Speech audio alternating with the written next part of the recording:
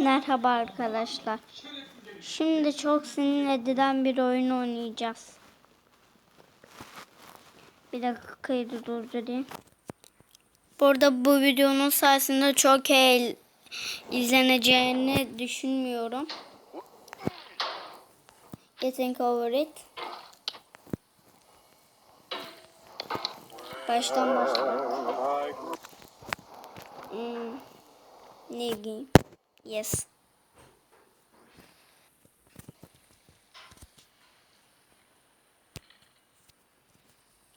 Başlıyoruz. Orada ben mod kullanmayacağım.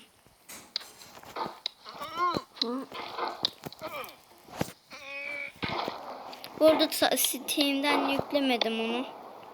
Bildiğin hileyle yükledim.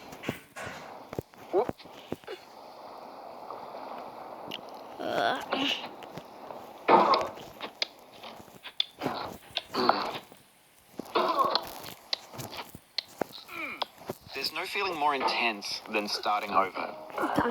If you deleted your homework the day before it was due, as I have, or if you left your wallet at home and you have to go back after spending an hour in the commute.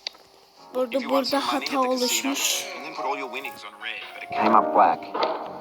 If you got your best shirt dry cleaned before a wedding and then immediately dropped food on it. If you won an argument with a friend and then later discovered that they just returned to their original view.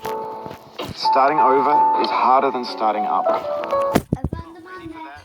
Like if you've already had a bad day, then what you're about to go through might be too much. Feel free to go away and come back. I'll be here. Alright, thanks for coming with me on this trip. I'll understand if you have to take a break at any point. Just find a safe place to stop. Anne video çekmeyi seviyorum. Don't worry, I'll save your progress, always. Even your mistakes. This game is a homage to a free game that came out in 2002 titled Sexy Hiking. The author of that game was Jasper, a mysterious Czech designer who was known at the time as the father of B games. Now, B games are rough assemblages of found objects. Designers slap them together very quickly and freely, and they're often too rough and unfriendly to gain much of a following. They're built more for the joy of building them than as polished products.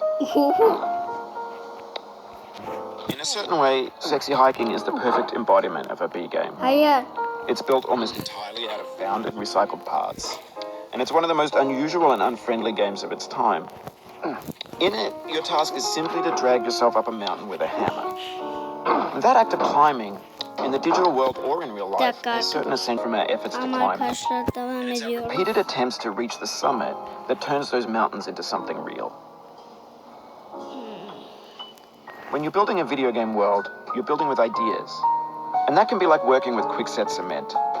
You mold your ideas into a certain shape that can be played with. And in the process of playing with them, they begin to harden and set until they're immutable, like rock.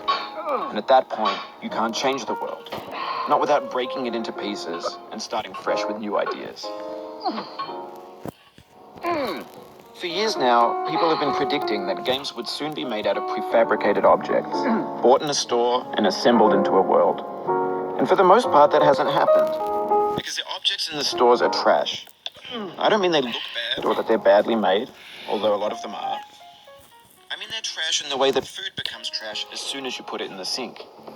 Things are made to be consumed and used in a certain context. And once the moment is gone, they transform into garbage. In the context of technology, those moments pass by in seconds.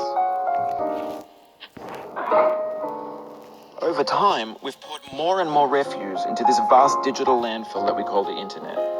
It now vastly outnumbers and outweighs the things that are fresh and untainted and unused. When everything around us is cultural trash, trash becomes the new medium, the lingua franca of the digital age. You can build culture out of trash, but only trash culture. B games, B movies. Arkadaşlar bir dakika. Devam ediyoruz arkadaşlar. Kararımı değiştirdim.